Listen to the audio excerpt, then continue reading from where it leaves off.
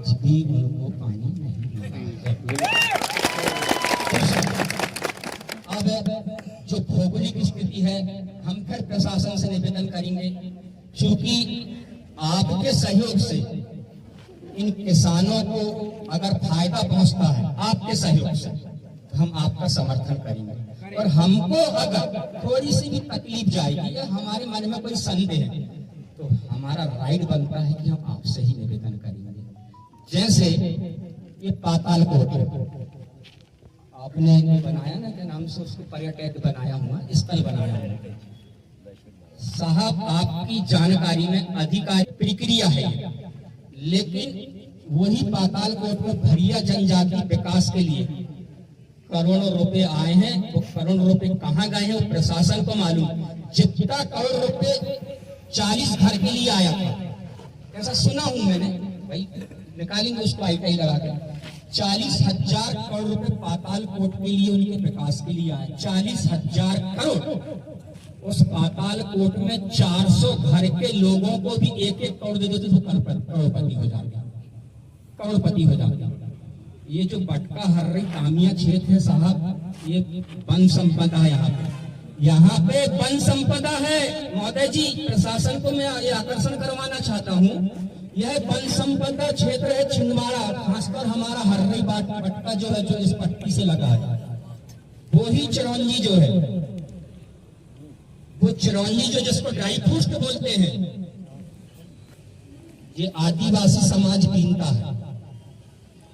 वो ही चिरौंजी जाके नागपुर में 2000 रुपए केजी बिक रही है, और जिसने उगाया है, जिसने बीना है तपती धूप में, उनके पास से 1000 रुपए किलो ली जाती है। इसका सोचो, तो ये देख लो 200 रुपए बता रहे हैं। तो माननीय महोदय जी, आपसे इस ग्राम पंचायत सभा के माध्यम से हम एक छोटी सी बात ही रखना चाहता हूँ। मेरा मूल उद्देश्य जो है कि 2000 एकड़ जमीन, करीबन 2000 एकड़ जमीन इन किसानों की डूब क्षेत्र में जा रही है। तो जा रही है, तो हमको लग रहा है कि नुकसान हो रहा है, हमको ऐसा लग रहा है। इन्होंने महसूस किया, ये महसूस करें इसलिए आए कि हमारा नुकसान हो रहा है।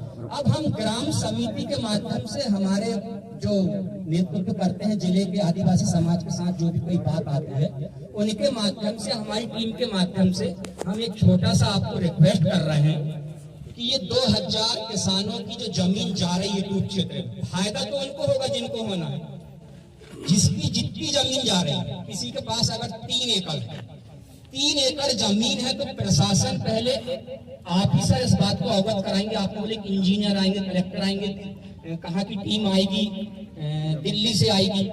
तो अगर वो टीम आती, आपके माध्यम से ग्राम समिति ये निवेदन करती है कि एक किसान की अगर 3 एकड़ जमीन है, तो वो 1.5 एकड़ जमीन उसको शहरी क्षेत्र में दे, और एक घर से एक परिवार को एक सरकारी नौकरी दे, तो उसमें हम चिंतन करेंगे आगे की बात के लिए। मैं संदीप भाई से अनुरोध करूंगा कि आगे की बात करने आए हैं कि क्या वो चीजें हो पाएगी, इसके लिए अपन यहाँ पर आए हैं।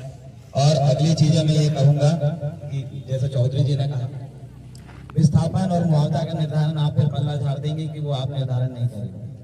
आपको निर्धारण करना है तो बड़े प्रशासनिक अधिकारी करेंगे। इस तरीके के सवाल आप कर सकते हैं। लेकिन अब यहाँ जो 14 गांव के लोग आए हैं, अब कार्रवाई शुरू हो गई। इनसे अभी तक कोई पैसा एक्ट के माध्यम से कोई लेटर अनुमति दी है आपने? पहले तो हर गांव में आप जो है, आज के प्रस्ताव ये होगा, इसके बाद आपको लगता है कि हर गांव जा जाके आप ये प्रस्ताव लेके वहाँ की अनुमति लें, वो देने के लिए तैयार है, जमीन नहीं देने के लिए तैयार है वो, और कोई भी सर्वे के पूर्व इनसे जानकारी लें, कोई भी बैंक खाता है कि पूर्व इनसे जानकारी लें। और जो वन विभाग के लोग अभी से ही इनकी जो चारागाह की जमीन थी वो छीनने लगे, तो ये निस्तार पत्रक के बारे में पूछने के लिए कि गाँव का तहसील का निस्तार, चर्चा बहुत सारी थी, लेकिन आप और हमने उस विषय में नहीं, अब इतना सारी चर्चा नहीं हो पाएगी। जो वरिष्ठ अधिकारी आ रहे हो, एक गांव के लोग वहां उपस्थित रहेंगे, 14-15 गांव ये सब काम धाम छोड़ के आए कैसे?